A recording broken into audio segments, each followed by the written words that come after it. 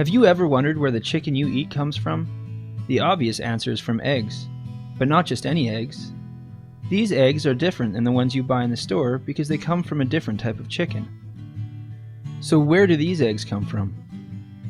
There is a little-known segment of the poultry industry that raises the parents of chickens we eat, known as broiler breeders. The name is fairly self-explanatory. The chickens are bred to produce broilers, the term for chickens grown for chicken meat products. The product from broiler breeder operations is fertile eggs. Commercial hatcheries receive the eggs, which are then incubated and hatched to produce broiler chicks. These broiler chicks are raised on commercial broiler farms for the meat market. Let's take a closer look at the details. In order to meet consumer demand for a steady supply of chicken meat products, chickens have been carefully bred and selected for improved feed efficiency, growth rate, and breast yield. Only the best of the best are used as parents of future generations of chickens, because one breeding pair can affect approximately 40,000 broilers. Broilers have 4 grandparents, shown here as A, B, C, and D. Lines A and B are crossed to make an AB male broiler breeder. Lines C and D are crossed to make a CD female broiler breeder.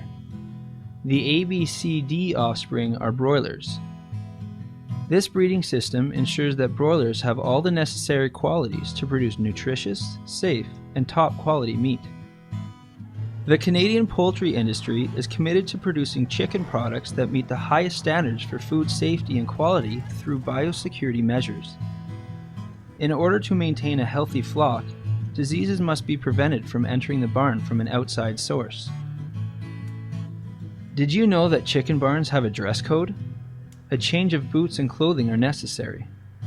Boot dips are also used to sterilize footwear, and you need to wash your hands before entering. These farms maintain biosecurity by controlling outside traffic on the farm and ensuring only authorized people enter the barns. Another thing farmers do to ensure the health of the flock is practice the concept of all in and all out.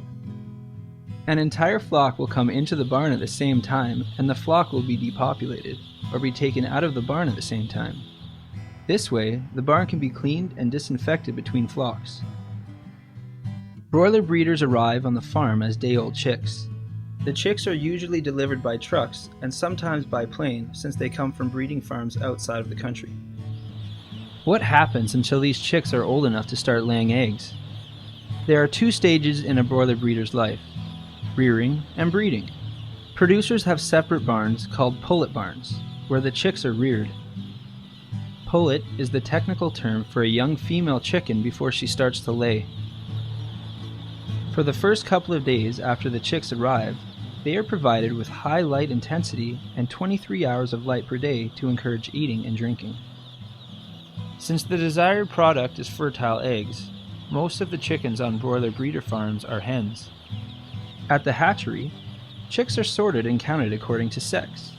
Now for a quick chicken anatomy lesson.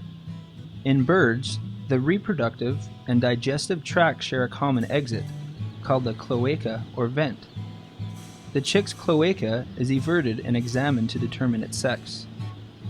Some chicks can be sexed by an easier method, called feather sexing, if the genetics of the strain is designed to allow this. In some strains, females grow their large wing feathers faster than the male chicks do. Once the chicks are separated and counted, approximately 1 male for every 10 females are sent to the breeder farm. Generally, males are raised separately from the females, as they have different body weight targets, which are met by feeding different amounts. They are typically raised separately until 22 weeks of age. After those first few days, light intensity is reduced to limit bird activity. Breeder chicks are typically fed as much food as they want for the first 3 to 4 weeks, or until they have reached a particular target body weight. Their diet consists of cereal grains, a protein source, and supplemented vitamins and minerals. Breeder diets are less nutrient dense than broiler diets, since breeders are raised on very slow growth rates. This rate does not make the growth rate potential of broilers. Fresh, clean water is provided in nipple drinker systems. Proper ventilation is crucial to maintaining a healthy, productive flock by providing clean air and keeping the litter dry. It is important to remove dust and control carbon dioxide and ammonia levels.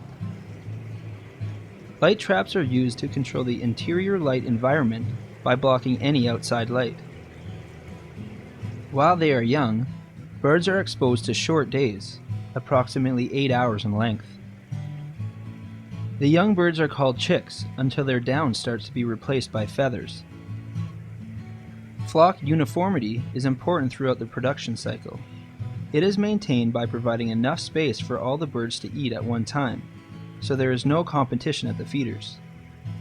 Uniformity is desirable because this impacts how the hens begin to produce eggs. Hens are fed early in the morning after the lights come on. One management tool sometimes used to optimize the distribution of feed and uniformity is to provide the birds with 2 times the normal allocation on alternate days. Skip-a-day feeding allows the birds to fill up their digestive tracts at each feeding and maximize their intake. Most producers feed once per day using automatic feeding systems. Birds have to be weighed often to know how much to feed them and to monitor flock uniformity. Weighing can be done manually or automatically. Ideally, at least 50 birds should be weighed at a time to give accurate data of the entire flock. Automatic scales weigh the birds that jump on and record the weight remotely. These scales are good tools for observing small changes in growth among the flock. Specific amounts of feed are provided to ensure the birds are maintaining a certain growth rate. Because these birds are bred for rapid growth, it is necessary to limit their feed intake so they don't become obese and unhealthy.